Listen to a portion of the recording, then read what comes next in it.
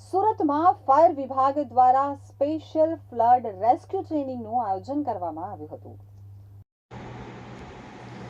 સુરતમાં વિયરકમ કોઝવે તાપી નદીમાં ફાયર વિભાગ દ્વારા સ્પેશિયલ ફ્લડ રેસ્ક્યુ ટ્રેનિંગનું આયોજન કરવામાં આવ્યું હતું, જેમાં વિયરકમ કોઝવે તાપી નદીની અંદર સ્પેશિયલ સ્વિમિંગ કઈ રીતે કરવાનું, આપત્તિજનક પરિસ્થિતિમાં કઈ રીતે કામગીરી કરી શકાય તે અંગે ટ્રેનિંગ આપવામાં આવી હતી। આ અંગે ફાયર ઓફિસર ઈશ્વર પટેલે જણાવ્યું હતું કે દર વર્ષે ડિઝાસ્ટર મેનેજમેન્ટ દ્વારા સ્પેશિયલ ફ્લડ રેસ્ક્યુ ટ્રેનિંગનું જે આયોજન કરવામાં આવે છે તેના ભાગરૂપે તારીખ 24/3/2025 થી તારીખ 29/3/2025 સુધી બે અલગ અલગ ટીમો માટે ટ્રેનિંગનું આયોજન કરવામાં આવ્યું છે।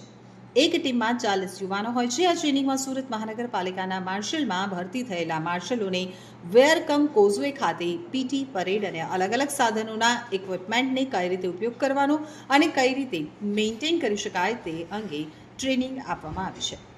આગામી સમયમાં વરસાદી સિઝન શરૂ થશે તે માટે વેરકમ કોઝવે તાપી નદીની અંદર સ્પેશિયલ સ્વિમિંગ કઈ રીતે કરવાનું છે અને માણસો ગટરમાં પડે તો કઈ રીતે રેસ્ક્યુ કરી શકાય,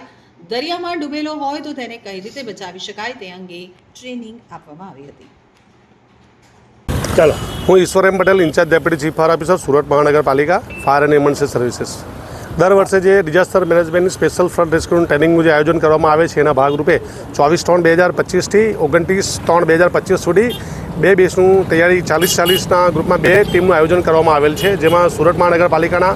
માર્શલમાં ભરતી થયેલા માર્શલો અને માર્શલ લીડરોને વિયરકમ કોઝવે ખાતે પીટી પરેડ અને જે સ્પેશિયલ ઇક્વિપમેન્ટ જે મહાનગરપાલિકા તરફથી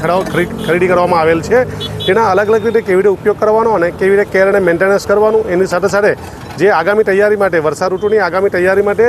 વિયરકમ કોઝવેની અંદર તાપી નદીની અંદર સ્પેશિયલ સ્વિમિંગ કેવી રીતે કરવાનું છે, માણસો ડૂબી જાય ત્યારે બચાવ કામગીરી કેવી રીતે કરવાની છે, અને અલગ અલગ રીતે જેવી રીતે ખાડીમાં કોઈ ડૂબી જાય છે કે કોઈ ગટરની અંદર પડી જાય છે, દરિયાની અંદર જેવી રીતે ડૂબી જાય છે તેવી ક્રિટિકલ પોઝિશનમાં કયા પ્રકારની બચાવની કામગીરી કરવાની એની ટ્રેનિંગનું આયોજન હાલમાં વિયરકમ કોઝવેમાં બે બેચમાં ચાલી રહ્યું છે।